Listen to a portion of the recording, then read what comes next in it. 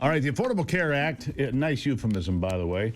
The Affordable Care Act, it was not affordable, it did not deal with care, but it was an act. The whole thing was an act designed to fail and then put Republicans on their heels, which is exactly what has happened.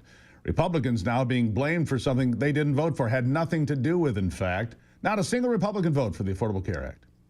And remember John McCain, the big thumbs down, which allowed it to continue. We're about to see the biggest rate increases ever, and Democrats are screaming, well, if Republicans hate Americans, and they're not going to look, having a plan that doesn't survive without taxpayer money is no plan at all. Mary Rooke joins me, commentary and analysis writer for the Daily Caller.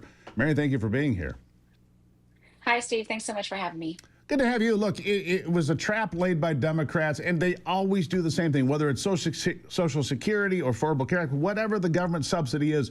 If you vote for those rotten Republicans, they're going to destroy your family and take away your money and make your kids starve, and all the same things we hear every time, isn't it? Yeah, absolutely. And you know it's a Democrat trap because they had control and they could have passed this during the Biden years and extended it way farther than they did when they did in 2021.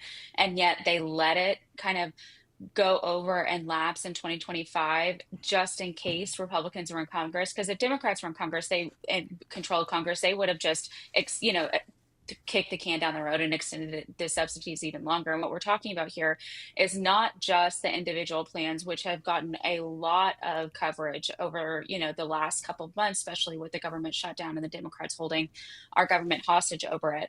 But the bigger issue that I found that I think is brewing is actually the employer sponsored market, which affects about 165 million Americans, which is a larger swath of the voting population.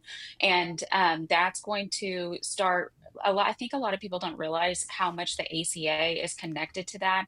And I think the Democrats are hoping that that connection kind of stays muddled and people don't really understand it. And so Republicans currently have a plan to try and extend the individual market, which affects around 24, 25 million people. But currently, nothing has been said about the employer backed one. I remember about a month ago, my husband coming to me and saying that, HR sent out this email that all of our co-pays and all of this stuff is coming up.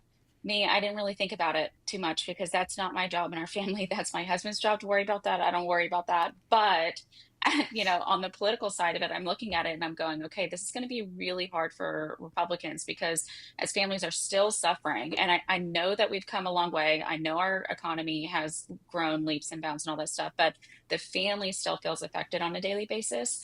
And so as families And that's continue how to people try vote. and dig themselves. Yeah, Yeah, I mean, exactly. if they're getting pinched and it is muddled and they don't know where it's coming from, they just feel the pain, then they vote for Yeah, a different option. The option being Mamdani in New York or the woman out in yeah. Seattle, whatever it might be. But here's the thing. Again, yesterday, I'm hearing from the administration that they have a plan where they're going to pursue this health savings account idea and send the money directly to the American people. It's been made clear by Donald Trump that's what he wants to do.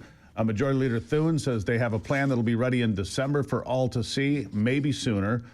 That might be a solution because, look, Obamacare is never going to work. It was never designed to work. It No. was always designed to fail and do exactly what it's doing right now, which is put Republicans on their heels. So let me ask you about HSAs. Do you think it's a path forward?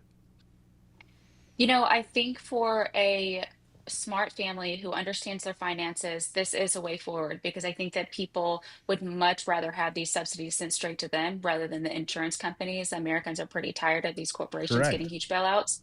However, I think that it's going to be really hard for the families that don't understand how all of this stuff works without some sort of education, back end that teaches them how to come across that because the prices are still going to go up.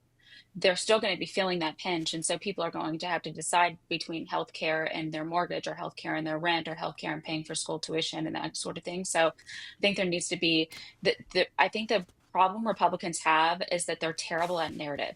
And so they really need to get a hold of this and ride this bull and not jump off and not fall off. And so I think that that'll be the bigger issue here. Isn't K Street available to anybody to get a marketing plan together? I mean, isn't it available for Republicans the same as everybody else where they can get together talking points that make sense? Look, the insurance companies, their profits have gone up 7 to 10 times in the short period of time. But look, Obamacare was a failure.